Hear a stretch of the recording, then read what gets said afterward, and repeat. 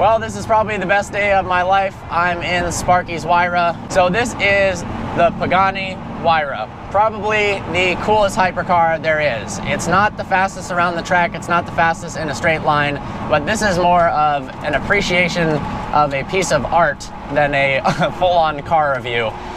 730 horsepower. Interestingly, I actually thought it had a bit less than that, and then the 730S had 730 horsepower. Now, it's not called the 730S, it's called the Da Vinci. They're coming out with the Huayra BC. It's got a cool aero package, some better looking wheels. I'm not a huge fan of the ones on this car, but for a hefty premium. And apparently Pagani is in the works of creating something in the future that might be really exciting. So I don't know what it is, but I'm sure they're always creating exciting things. 0 to 60, a bit under 3 seconds. The interior of this car is probably my favorite part. I mean, everything is just machined aluminum.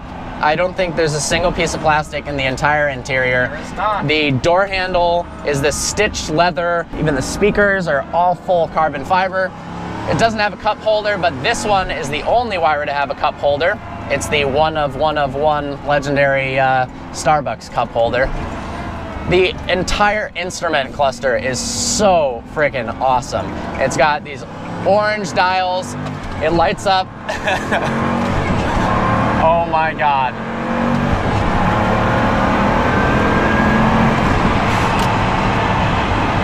That is really fast. So 6-liter twin-turbo V12, unlike the Zonda that absolutely screams like a straight-piped Murcielago, you pretty much hear nothing but turbos, kind of like the Bugatti Veyron. It's a different sound, but this is like a airplane taking off. The whole vision from Horacio was that this car was supposed to be completely separate from the Zonda, and it was actually designed by airplanes because he was so amazed by how they worked that he wanted to incorporate their technology and some of their materials and everything to put into a car for people to experience. And I think Huayra means the wind or god of wind, something like that. It's a god of wind. It's a South American term because I think it's the Incan god of wind, and that's because Horacio is actually from Argentina, not from Italy. Oh, I didn't know that. That's cool. So one thing you get with buying a car like this, other than an absolute masterpiece, is you become a member of a family. I was lucky enough to be able to go to the Pagani party in Monterey, last Monterey Car Week. It was crazy. It was crazy. It was at this absolutely sick mansion. They had their, I guess, display Huayra that they always have around in the backyard of the house that they somehow put there. That was a different one. Oh, it was a different one? That was chassis 61, which I forget. It's Ella. Okay. Ella. The Hannah car was also there. That was the one with the tricolore. Yeah, that one was awesome. And then a friend of ours, Pablo Perez, his Zonda Revolucion was there as well. But they had it open. They were allowing some people to sit in it. I got to sit in one for the first time. This is the only time I've ever been in one moving, and that was the only time I sat in it, so this is freaking unbelievable. But their whole family, the Pagani family, is incredibly nice. What's some of your favorite parts about it? I like how it has the color changing lights. Honestly, that's one of the coolest things in most cars. I love it on RS63. I love the colored lights. It just adds something to the interior, which if you're driving the car, you need to be able to enjoy it as well. So that definitely adds something to it. I enjoy the customability of these cars. You literally take a vision that you have for it and you put it all down. Instead of on the pad like artists would, you put it on the car. And as you know, there's recently been that one-off, the Pearl Edition Huayra, which that's what it was. It was someone's idea for what they wanted the Huayra to be, and they put it onto the Huayra canvas, and it came out as that one-off. I love the angles on this car. There's no mistaking it for anything else, and it always gets people so confused when they see it. That's so true. I mean, you look at it and you're just like, what the hell is that? The gull wing doors. Honestly, that's one of the coolest things ever. On a car like this, or like the SLS or something like that, the gull-wing doors work, and it just adds some sort of show and pantomime to the whole car. Even though, I mean, it is pretty crazy as is, but... No, it's definitely cool when you show up and open the doors.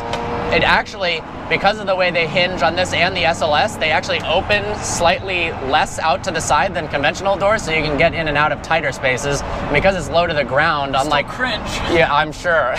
Because it's low to the ground, unlike the Model X, you don't have to worry about opening up into the ceiling of your garage or something like that. Yeah. It's got active aero flaps when you slam on the brakes that deploy. They can adjust at different angles. Looks so awesome. One of the coolest buttons in here is this wings flap button. What it does is that when you're at a standstill and you flick it, it does like a wing check. It moves all the wings individually That's so and then cool. together, and then leaves them kind of up. This car has 8,000 miles on it. How cool is that? I thought when it was going to be on this rally that it was going to be trailered from destination to destination, but here we are in the car. Yeah, it's got almost 8,000 miles, and it's not even a year old yet. That's awesome. May 31st is its birthday. That's awesome. When it made its debut at the Greenwich Concourse.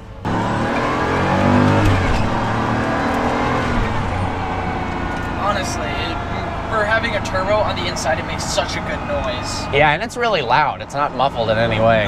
The interesting thing is that on the inside, you hear a lot more than on the outside, which Yeah, is different definitely. for all cars, or all the other cars. Like, majority of the time, it's you get the sound on the outside and not on the inside.